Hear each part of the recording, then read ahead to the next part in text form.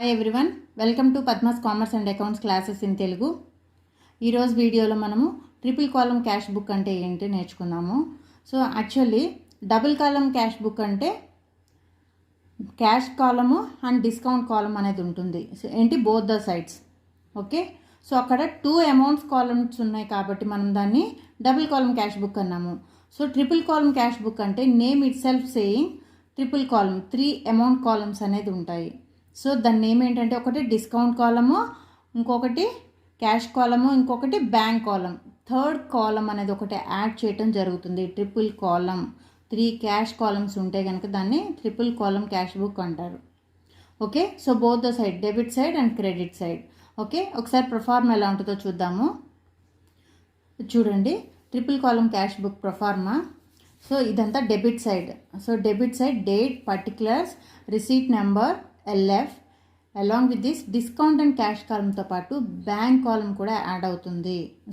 So debit side 3 amount columns అనేది ఉంటాయి. Okay, so అలాగే credit side 3 columns, discount, cash and bank. So ఇట్లా మనకి debit and credit side 3 amount కాలమ్స్తో కనుక మనము క్యాష్ బుక్ని ప్రిపేర్ చేసినట్టయితే అది triple column cash book. Okay, so దీనిలో మనము ఒక ప్రాబ్లం తీసుకొని చేసే ముందు మీకు కాంట్రా ఎంట్రీ అంటే ఏంటో చెప్తాను. కాంట్రా ఎంట్రీ అంటే ఏంటి? ఒకే క్యాష్ బుక్లో, that means cash triple column cash book prepare చేసేటప్పుడు ఒకే transaction both the sides enter చేయాల్సి ఉంటుంది. అంటే క్యాష్ బుక్లో debit side, credit side enter చేయాల్సి ఉంటుంది. సో ఎటువంటి సందర్భాల్లో డెబిట్, క్రెడిట్ ఎంటర్ చేయాలి అనేది సో నేను చెప్తాను. సో యాక్చువల్లీ 2 సందర్భాల్లో మాత్రం మనం ఎంటర్ చేయాల్సి ఉంటుంది. ఫస్ట్ వన్ ఏంటంటే క్యాష్ డిపాజిటెడ్ ఇంటూ బ్యాంక్. అంటే క్యాష్ని మనం బ్యాంక్లో కనుక డిపాజిట్ చేస్తున్నట్లయితే అప్పుడు మనము debit side, credit side enter చేయాలి ఈ ట్రాన్సాక్షన్ని. అలాగే second one cash withdrawn for office use. ఈ ట్రాన్సాక్షన్ వచ్చినప్పుడు కూడా సో ఈ ట్రాన్సాక్షన్ని debit side, credit side both the sides enter చేయాలి. సో ఇట్లా ఒక ట్రాన్సాక్షన్ని బోత్ ద సైడ్స్ ఎంటర్ చేయటాన్ని ఒక బుక్లో కాంట్రా ఎంట్రీ అంటారు. ఓకే, సో పర్టికులర్లీ ఈ కాంట్రా ఎంట్రీ అనేది ఎలా రాయాలో ఈరోజు క్లాస్లో నేర్చుకుందాం. ఓకే, జనరల్లీ క్యాష్ని డిపాజిట్ చేస్తే మనకి జర్నల్ ఎంట్రీ ఏమొస్తుందో చూద్దాం. క్యాష్ని మనం బ్యాంక్లో డిపాజిట్ చేస్తున్నాం అంటే ఇక్కడ bank is the receiver. So కాబట్టి బ్యాంక్ని డెబిట్ చేయాలి. Bank is the receiver. So bank represent legal person కదా. సో కాబట్టి ఇది debit the receiver. Bank account data to cash account. So మన బిజినెస్లోంచి అది బ్యాంక్లోకి వెళ్ళిపోతుంది కాబట్టి క్యాష్ని క్రెడిట్ చేస్తాం. Okay, bank account data to cash account అనేది వస్తుంది. రైట్, ఇక్కడ చూడండి cash withdrawn for office use. So ఇప్పుడు జర్నల్ ఎంట్రీ ఏమొస్తుందో చూడండి. క్యాష్ని విత్డ్రా చేస్తున్నాం అంటే మనకి క్యాష్ రిసీవ్ అవుతుంది. సో కాబట్టి మన బిజినెస్లోకి వస్తుంది కాబట్టి క్యాష్ అకౌంట్ని డెబిట్ చేయాలి. Okay, cash account data to so withdraw చేస్తున్నాం కాబట్టి బ్యాంక్ని క్రెడిట్ చేయాలి. Bank account. ఓకే, సో ఈ 2 ట్రాన్సాక్షన్స్ని మనము క్యాష్ బుక్లో ఎలా ఎంటర్ చేయాలో చూద్దాం. సో ఇప్పుడు ఈ ట్రాన్సాక్షన్ని మనము ఎలా ఎంటర్ చేయాలో చూద్దాము. నేను జస్ట్ ప్రొఫార్మా ఆల్రెడీ చూసాను కదండి. సో యాక్చువల్లీ ఇలా పోర్ట్రేట్గా ఉన్నప్పుడు పేపర్ మనకి టోటల్ ప్రొఫార్మా అంతా పట్టదు. ఓకే, సో ఇట్లా మనం అడ్డంగా తిప్పినప్పుడు మాత్రమే కుదురుతుంది. సో ఇప్పుడు మనం ఏంటంటే నేను జస్ట్ ఎగ్జాంపుల్ కోసము ఓన్లీ కాలమ్స్, అమౌంట్ కాలమ్స్ మాత్రం డ్రా చేశాను. సో మీకు జస్ట్ తెలియటం కోసం ఈ ట్రాన్సాక్షన్ని జస్ట్ మనం లెడ్జర్లో ఎలా అయితే మనం పోస్ట్ చేస్తామో సేమ్ ఇక్కడ క్యాష్ బుక్లో కూడా అలానే మనము ఎంటర్ చేయాలి. Okay, so bank account debtor, that means ఈ ట్రాన్సాక్షన్లో క్యాష్ని డిపాజిట్ చేసినప్పుడు బ్యాంక్ అకౌంట్ ఎట్ సైడ్ ఉంది, డెబిట్ సైడ్ ఉంది. Okay, so bank account debit ఉంది కాబట్టి సో దానికి ఆపోజిట్లో ఉన్న క్యాష్ అకౌంట్ని మనం డెబిట్ చేసాం అనుకుందాం. ఓకే, సో ఇక్కడ చూడండి bank account data to cash account అన్నారు. సో ఇక్కడ మనకి బ్యాంక్ వచ్చినప్పుడు డెబిట్ సైడ్ ఎంటర్ చేసేటప్పుడు టు క్యాష్ అకౌంట్ ఇలా ఎంటర్ చేస్తాం కదా. సో బ్యాంక్ని ఇక్కడ డెబిట్ చేశారు. ఓకే, సో ఈ క్యాష్ అకౌంట్ అని రాసిన ఇది బ్యాంక్ కాలంలో ఎంటర్ చేయాలి. అమౌంట్ బ్యాంక్ కాలంలో ఎంటర్ చేయాలి. Right.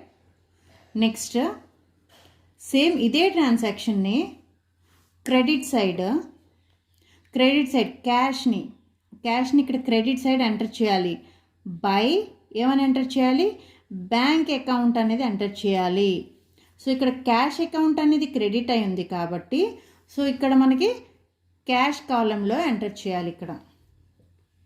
Okay, I hope you understand అండి. సో ఇక్కడ క్యాష్ అకౌంట్ రాశారు కాబట్టి ఇక్కడ క్యాష్ కాలం ఇక్కడ ఎంటర్ చేయకూడదు, ఇది బ్యాంక్లో చేయాలి.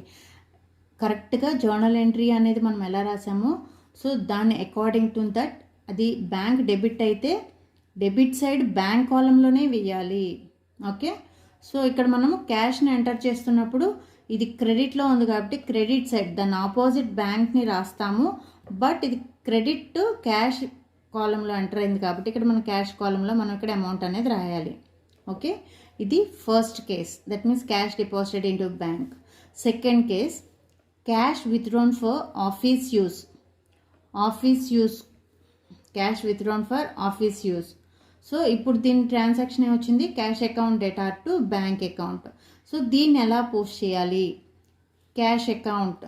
ఓకే, సో క్యాష్ అకౌంట్ అన్నప్పుడు ఇక్కడ ఏం చేస్తాము? దీన్ని డెబిట్ చేయాలి. ఓకే, సో డెబిట్ సైడ్కి వెళ్ళిపోతుంది.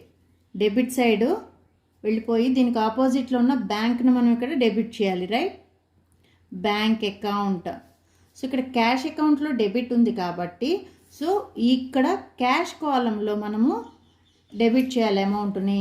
ఇక్కడ క్యాష్లో ఎంత అయితే ఉందో అమౌంట్ దాన్ని క్యాష్ డెబిట్ చేయాలి. అలాగే సో ఇక్కడ ఉన్నటువంటి బ్యాంక్ని క్రెడిట్ సైడ్కి వెళ్ళి బ్యాంక్ని క్రెడిట్ చేయాలి. సో దానికి ఆపోజిట్లో ఉన్న క్యాష్ అకౌంట్ అనేది ఎంటర్ చేయాలి, క్యాష్ అకౌంట్. సో ఇక్కడ బ్యాంక్ని క్రెడిట్ చేశారు కాబట్టి ఇక్కడ బ్యాంక్ కాలంలో ఈ అమౌంట్ అనేది ఎంటర్ చేయాలి. ఓకే అండి. సో ఇట్లా ఎంటర్ చేసిన తర్వాత ఏ ట్రాన్సాక్షన్కైనా కాంట్రా ఎంట్రీ అనేది ఎంటర్ చేసిన తర్వాత సో మనకి ఇక్కడ ఖచ్చితంగా అకౌంట్ కంప్లీట్ చేసిన తర్వాత సి అనేది ఖచ్చితంగా మెన్షన్ చేయాలండి. సి మీన్స్ బ్రాకెట్లో కాంట్రా అంటారు. Contra entry both the sides enter చేయాలి. కాంట్రా అనేది ఇది ఎల్ఎఫ్ కాలంలో అయినా రాయొచ్చు, లేకపోతే మీకు ట్రాన్సాక్షన్ ఎంటర్ చేసిన వెంటనే receipt number or voucher number అక్కడైనా ఎంటర్ చేయొచ్చు. ఓకే, సో కాంట్రా అనేది ఖచ్చితంగా కంపల్సరీ మనం మెన్షన్ చేయాలి.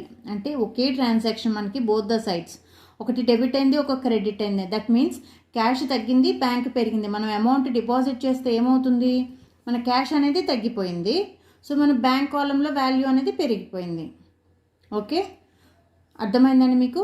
నెక్స్ట్ అలాగే విత్డ్రా చేసాము అంటే ఆఫీస్ యూస్ కోసం విత్డ్రా చేసినప్పుడు ఏమవుతుంది? క్యాష్ అనేది మనకి బిజినెస్లోకి వస్తుంది, అంటే క్యాష్ డెబిట్ అవుతుంది. ఓకే, సో మనకి ఇక్కడ విత్డ్రా చేసాం అంటే బ్యాంక్ కాలంలో మనకి ఇక్కడ తగ్గిపోతుంది పేమెంట్ సైడ్. ఓకే అండి. ఇక్కడ ఈ ట్రాన్సాక్షన్ క్యాష్ని డిపాజిట్ చేసాము అంటే సో మన క్యాష్ అనేది తగ్గిపోతుంది. రైట్, సో అంటే ఇక్కడ పేమెంట్ సైడ్ వేసాము చూడండి, క్యాష్ అనేది తగ్గిపోతుంది. సో దాన్ని తీసుకొచ్చి బ్యాంక్ కాలంలో డెబిట్ చేసాము. బ్యాంక్ కాలంలో అదేమైంది? డెబిట్ అయింది. క్యాష్ కాలంలో క్రెడిట్ అయింది. దట్ మీన్స్ క్యాష్ మన దగ్గర ఉన్న క్యాష్ని తీసుకెళ్ళి బ్యాంక్లో వేసామని అర్థం. ఓకే, సో విత్డ్రా చేసాము అంటే బ్యాంక్ నుంచి విత్డ్రా చేసాము అంటే ఇది పేమెంట్ సైడ్ వచ్చింది, క్రెడిట్ సైడ్ విత్డ్రా అయిపోయింది, బ్యాంక్ వాల్యూ తగ్గిపోయింది. సో దాన్ని తీసుకొచ్చి క్యాష్ కాలం అంటే మన బిజినెస్లోకి వచ్చింది కాబట్టి అది డెబిట్ అయింది.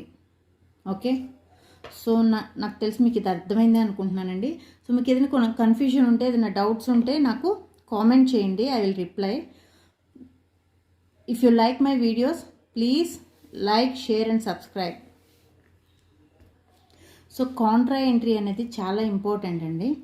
సో ఇది చాలామంది కన్ఫ్యూజ్ అవుతూ ఉంటారు, ఎలా ఎంటర్ చేయాలి, సో దేన్ని డెబిట్ చేయాలి, దేన్ని క్రెడిట్ చేయాలి అనేది. ఒక్కసారి మీకు ఈ క్లాస్ ఏంటి చాలా క్లియర్ కట్గా అర్థమైపోతుంది కాంట్రా ఎంట్రీ ఏంటి. సో తర్వాత మీకు డౌట్సే ఉండవు. ఓకే, నెక్స్ట్ వీడియోలో ఒక ప్రాబ్లం తీసుకొని మనము వర్కౌట్ చేద్దాం. ఓకే.